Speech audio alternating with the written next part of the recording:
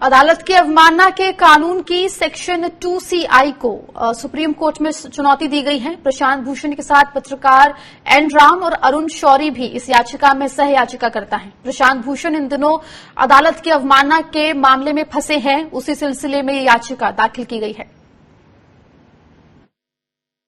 Supreme court के वकील प्रशांत भूषण अवमानना मामले में प्रशांत भूषण, अरुण शौरी और वरिष्ठ पत्रकार एन राम ने सुप्रीम कोर्ट में याचिका दायर कर कोर्ट के अवमानना से संबंधित एक्ट 2CI को चुनौती दी है।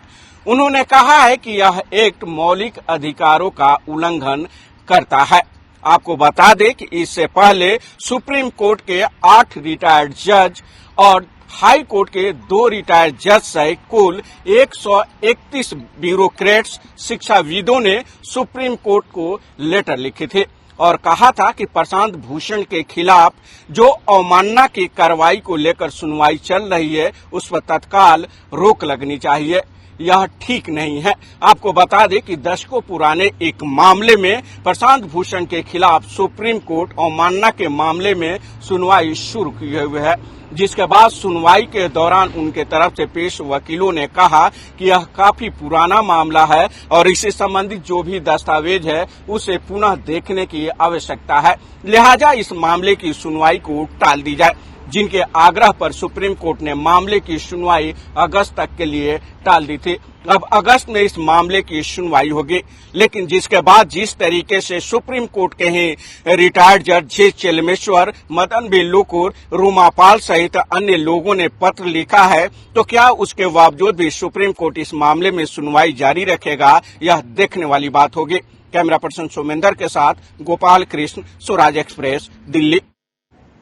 बात करने के लिए हमारे साथ सीनियर एडवोकेट एनडी पंचौली जी जुड़ गए हैं। पंचौली जी, अवमानना के कानून की सेक्शन 2CI क्या कहती है और ये कैसे अभिव्यक्ति की विचारधारा का उल्लंघन करता है, ये आपसे जानना चाहेंगे। देखिए, जो डेमोक्रेटिक ओपिनियन लोकतंत्र में ये बहुत पहले से चली आ रही है इंडिया में कि ये कंटेम्प्ट ऑफ कोर्ट का कोई मतलब नहीं है। ये एक डेमोक्रेसी में बिल्कुल निरर्थक है। डेमोक्रेसी इसी बात पर निर्भर है अपनी अभिव्यक्ति के स्वतंत्रता के अधिकार पर।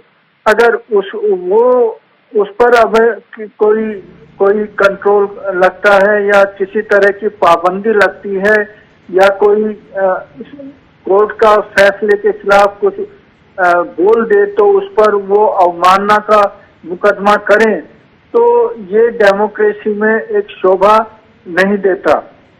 तो ये अवमानना का कानून के खिलाफ तो बहुत ही पहले से चला आ रहा है कि कंटेम्प्ट ऑफ कोर्ट ही समाप्त होना चाहिए। अब देखिए ना, इमरजेंसी में ADM जबलपुर केस था, 1976 में हुआ, सुप्रीम कोर्ट ने जनता के खिलाफ दिया।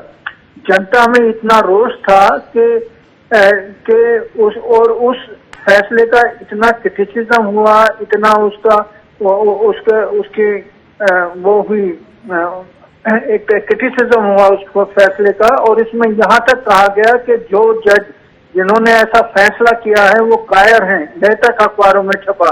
लेकिन उनकी हिम्मत नहीं हुई कि वो अवमानना का उन पर केस, क्योंकि जनता में रोष था, जनता के अंदर रोष था। उन्होंने फैसला, तो कोई ऐसा फैसला जिसमें जो जनता के खिलाफ है, जनता उसमें आवाज उठाए, तो अवमानना के उसका कोई मतलब नहीं होता।